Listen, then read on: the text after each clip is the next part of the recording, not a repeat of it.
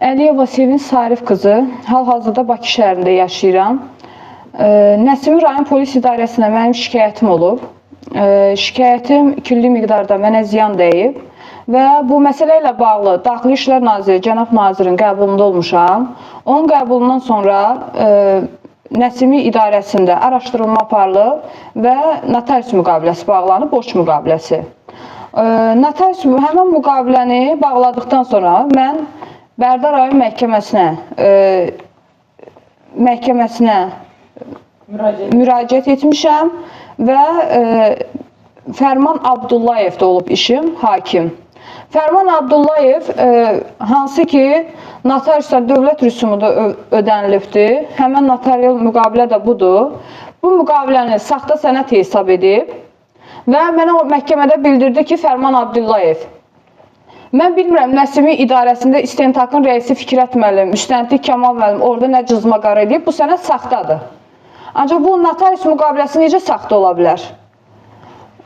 Əgər belə saxta sənəd deyirsə buna, Fərman Abdullayevdə mənim başqa işim olubdur.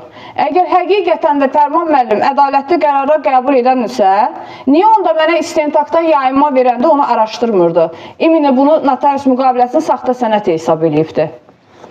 Bilmirəm, bu notarius müqaviləsi aidiyyatı qurumları maraqlandıracaq. Ümumiyyətcə, bunu saxta sənəd kimi hesab etdiyi üçün bugünkü gündə vətəndaşla polisi də üzbəüz qoyur məhkəmələr.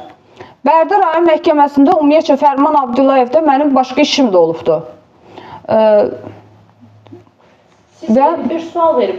Bu notarius müqaviləsi hansı notariusda imzalanır? 14 saylı, Bakı şəhər 14 saylı notariusla bağlanıbdır. Notariusun sahibi, rəisi də Əliyev Elmar Qəzənfəroğludur.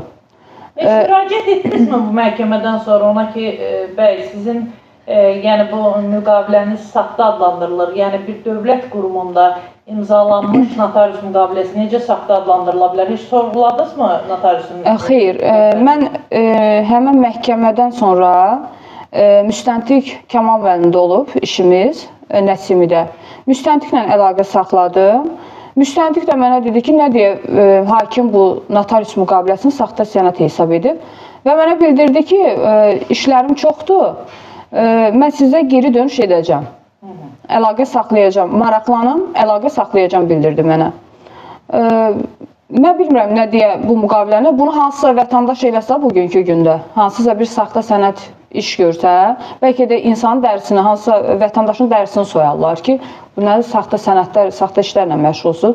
Bax, bugün aidiyyatı qurumları bu məsələ maraqlandırsın ki, hakimlər öz başlarına istədikləri formada qərarlar qəbul edirlər. İstədiyi, özlərinə nə sərf edirsə, o cürünə də qərarlar çıxardırlar. Mən bilmirəm, bu Fərman Abdullayev qarşı tərəfdən rüşvət alıbdır, nə deyə bunu əsassız hesab edib, əlimdə də sübutlar var, sübutları da təqdim eləmişəm. A4 vərəqlərə çıxardıb, həmən sübutları da təqdim eləmişəm. Qəbul etdinmi sübutları? Bəli, sübutları da vermişəm, qəbul edibdir, sübutlara da baxıbdır, ancaq qərar dedi saxtadır. Mən üzümü tutub buradan xahiş edirəm.